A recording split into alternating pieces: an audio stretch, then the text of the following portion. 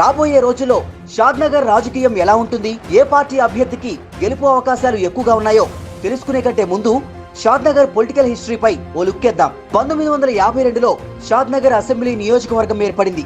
అప్పటి నుంచి ఇప్పటి వరకు మొత్తం 15 సార్లు ఎన్నికలు జరిగాయి. మన షాద్నగర్ లో గెలిచిన మొట్టమొదటి ఎమ్మెల్యే బూర్గుల రామకృష్ణారావు. ఆయనే హైదరాబాద్ స్టేట్ కు తొలి ముఖ్యమంత్రిగా ఎన్నికయ్యారు. ఇది హిస్టరీలో షాద్నగర్ కి ఉన్న ట్రాక్ రికార్డ్.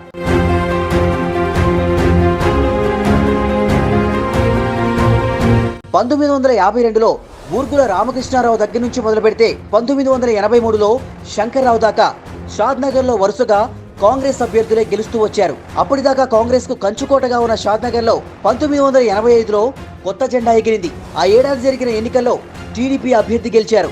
ఆ తర్వాత 1989లో జరిగిన ఎన్నికల్లో మళ్లీ శంకర్రావు కాంగ్రెస్ నుంచి గెలిచారు. 1994 ఎన్నికల్లో బక్కని నరసింహులు తెలుగుదేశం నుంచి ఎమ్మెల్యేగా ఎన్నికయ్యారు.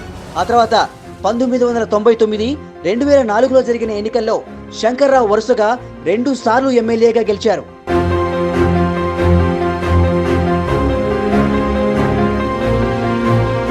రెండు 2009లో జరిగిన నియోజకవర్గాల డీలిమిటేషన్ తో షాద్నగర్ జనరల్ అసెంబ్లీ సెగ్మెంట్ గా మారిపోయింది. 2009 ఎన్నికల్లో కాంగ్రెస్ అభ్యర్థి చౌలపల్లి ప్రతాప్ రెడ్డి ఎమ్మెల్యేగా విక్టరీ కొట్టారు. తెలంగాణ రాష్ట్ర ఏర్పాటు తర్వాత 2014లో జరిగిన తొలి ఎన్నికల్లో ఎల్గమోని అంజయ్య యాదవ్ తొలిసారి షాద్నగర్ ఎమ్మెల్యేగా గెలిచారు. 2018లోనూ గులాబీ వేవ్ లో మళ్లీ ఆయనే ఎమ్మెల్యేగా గెలిచారు. గత ఎన్నికల్లో 2014 కంటే ఎక్కువ మెజారిటీతో గెలిచి అందరినీ ఆశ్చర్యపరిచారు.